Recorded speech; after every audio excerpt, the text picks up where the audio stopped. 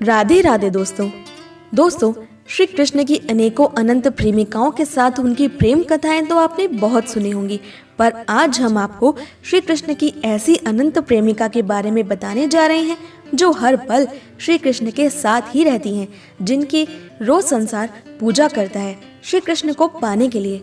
पर उनकी श्री कृष्ण के साथ पूरी प्रेम कहानी और उनकी पूरी महिमा कोई नहीं जानता।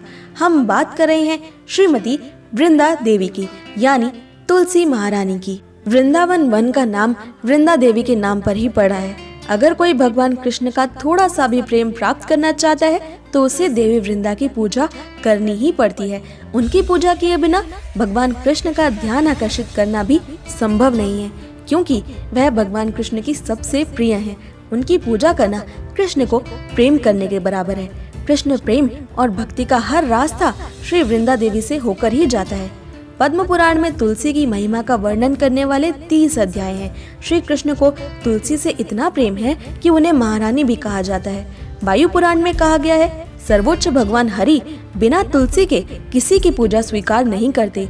कवि चंद्रशेखर का कहना है कि अगर कोई तुलसी का पत्ता नहीं चढ़ाता तो कृष्ण 56 भोग या किसी भी तरह के प्रसाद की भी परवाह नहीं करते।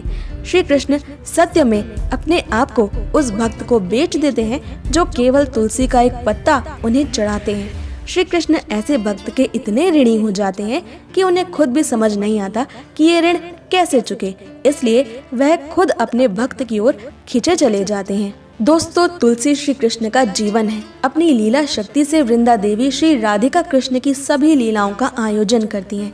वृंदा देवी हमेशा अपनी दासियों और वन के देवी देवताओं के साथ इसी काम में व्यस्त रहती हैं। वृंदावन धाम की ऐसी कोई भी खबर नहीं है जो सबसे पहले उनके पास नहीं पहुंचती।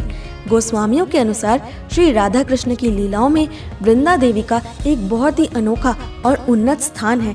वह उनकी गुप्त मुलाकातों की व्यवस्था करती हैं और श्री राधिका की बेहद करीबी सखी हैं। वृंदा देवी राधा और कृष्ण के मिलन की सारी व्यवस्था करती हैं, क्योंकि वह वृंदावन की प्रभारी हैं।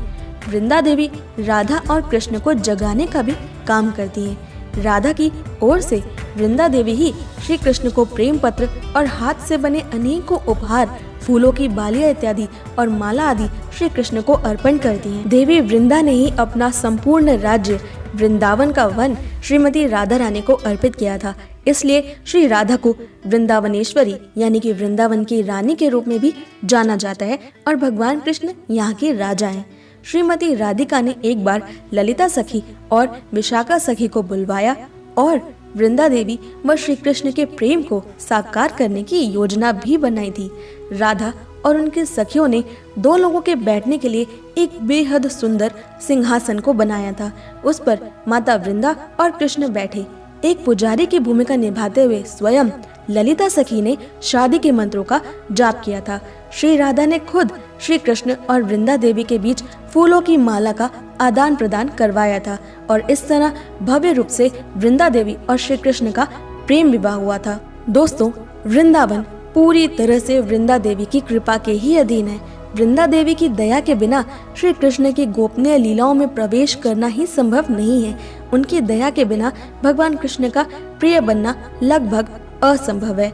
भगवान कृष्ण हमेशा उन भक्तों के प्रति सबसे पहले आकर्षित होते हैं जो तुलसी माला धारण करते हैं या उन्हें तुलसी का पत्ता अर्पित करते हैं या श्रीमती वृंदा देवी की नियमित रूप से आराधना करते हैं, उनका मंत्र जाप करते हैं। इसलिए भी कई बार हम पुराने समय में देखते हैं कि कुछ बहुत ही ज्यादा कृष्ण प्रेम में तल्लीन भक्तों ने कृष्ण को अपनी ओर आकर्षित करने के लिए तुलसी की कई मालाएं पहन ली थी।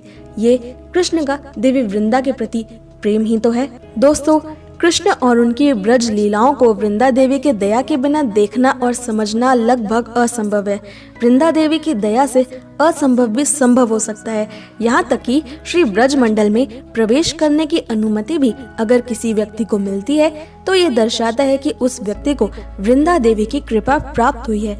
इसलिए अगर कृष्ण का प्रेम जीतना है तो हमें सदैव ये प्रार्थना करनी चाहिए कि हे करुणामयी वृंदा देवी, कृपया करके आप अपने श्री कृष्ण को हमारे बारे में कुछ बताएं, हमें उनका प्रेम और भक्ति प्रदान करें। दोस्तों, मुझे इंस्टाग्राम पर फॉलो करना बिल्कुल ना भूलें। मेरी इंस्टाग्राम आईडी है @krishna_my_soul_khushbu।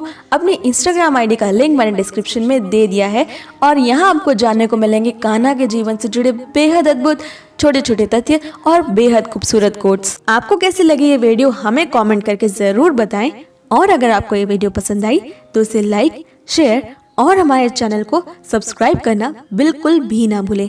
कान्हा से जुड़ी सबसे खास जानकारी को पाने के लिए मैं मिलती हूँ आपसे अगली वीडियो में। तब तक के लिए stay happy and Radhe Radhe.